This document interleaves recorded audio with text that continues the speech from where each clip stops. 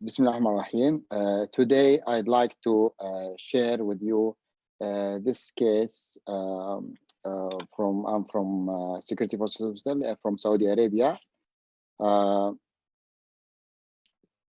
This patient is Rimas. She's 16 years old, female. She's known case of cystine stone with past surgical history of left BCNL about 2 years back, and with history of multiple bilateral retrograde intravenous surgery. And for the time being, when she was presented laterally, she's on medical management. So this time she presented to our clinic with left renal colic. And when we saw her in the clinic, she was showing UTI.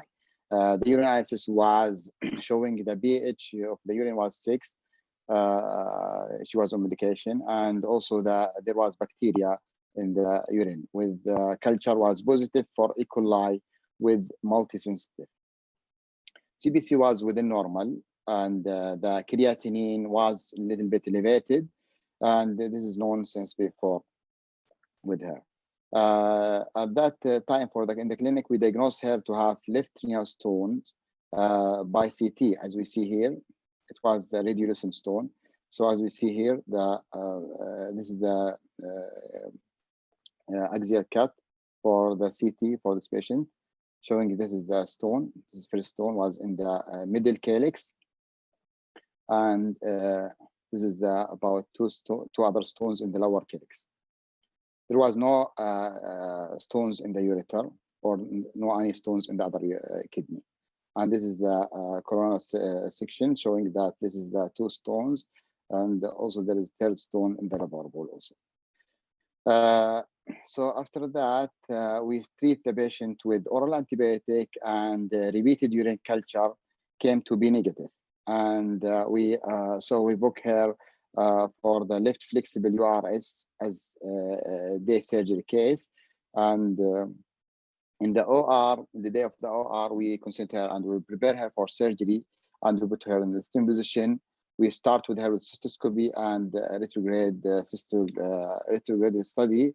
And in the retrograde study, showing we start from the nephrogram with inserting the guidewire, and then we also the ureteric catheter. Then showing here the ureter was a little bit dilated, and the whole ureter, we check the whole ureter, and we find that there is a filling defect in the distal ureter. So there was a stone comes down from the kidney stones. It was not seen in the CT. So we decide to do for her first semi-rigid at the same sitting, semi-rigid URS and laser fragmentation of the stone, and with basketing. Stone in the ureter was cleared, and then we advanced the urethral access sheath over the guide wire, and guide were taken out, so that we left with access sheath size 10-12, use size 10-12 access sheath. And then we advanced the flexible 7.5 French Pusen ureteroscope, and we start to change the position to the Trendelenburg lithium position. And we did nephroscopy, and we find there was 2 stones in the lower pool, and we relocalized them to the upper pool with basket size 1.9 French, and then we use dusting technique for fragmentation. And the Trendelenburg position, it helps us to keep the stone steady and during the dusting it. All stone fragmented. Some fragments was taken out by the basket, and then we left in digestent. It was left with thread, and then which was removed later on after 4 days in the clinic. So how was this scope?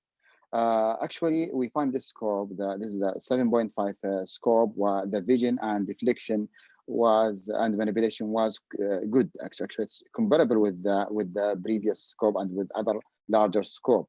And at the same time, while it's smaller in the diameter, but working channel is the same size, it's 3.6 French.